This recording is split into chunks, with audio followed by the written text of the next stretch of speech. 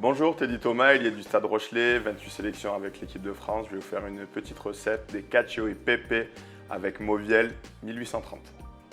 Donc pour cette recette, on aura besoin de pâtes, j'ai pris des spaghettis, du fromage, pecorino et parmesan et du poivre à gros grains que l'on va moudre. Alors premièrement, ce dont on a besoin, c'est de mettre de l'eau dans la cocotte pour faire cuire les pâtes. Donc premièrement, je vais, comme je vous l'ai dit, concasser le poivre. Donc ça va être l'élément phare de notre plat. Le fromage. Donc je vais commencer, on peut faire qu'avec du pecorino, mais moi j'aime bien rajouter du parmesan parce que je trouve ça très bon avec du parmesan. Et dans cette recette aussi, pour faire un petit pont vers l'équipe de France et pour raconter une petite anecdote, le jour de ma première sélection, c'était en 2014 contre les Fidji à Marseille. Avant de sortir sur le terrain et de chanter la Marseillaise, il y a Rémi Thalès qui vient me voir en me disant comment tu te sens minot aujourd'hui. Donc je lui dis bah ça va, j'étais quand même plutôt à la cool. Pour ceux qui me connaissent, je suis plutôt à la cool avant les matchs. Et il me dit écoute, je sens qu'aujourd'hui tu as marqué 3 essais. Et je lui dis bah écoute, pourquoi pas, je signe si tu le dis, avec plaisir. Et il s'avère qu'à la fin du match, j'ai eu la chance de réaliser un hat-trick et marquer 3 essais. On va mettre nos pâtes dans l'eau.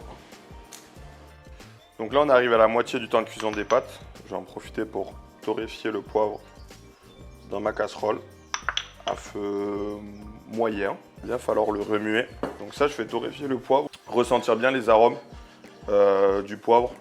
Il va être un petit peu plus fort qu'à la normale si on le met avec son poivrier dans l'assiette.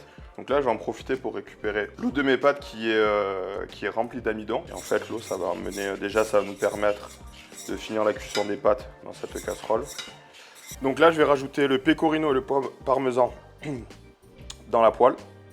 Pareil, en rajoutant un petit peu d'eau de mes pâtes.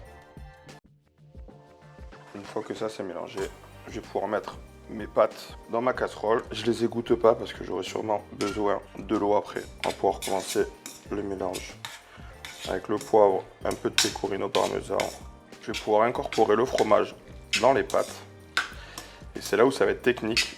C'est qu'il va bien falloir mélanger en même temps que je mets le fromage parce que sinon le pecorino, si on le remue pas et qu'on n'y apporte pas de l'air dedans, ça peut se transformer en pâte ou en chewing-gum et c'est vraiment pas agréable. Un peu de sel.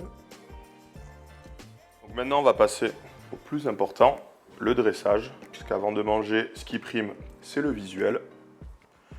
Donc je vais me servir toujours de ma pince entre les pâtes.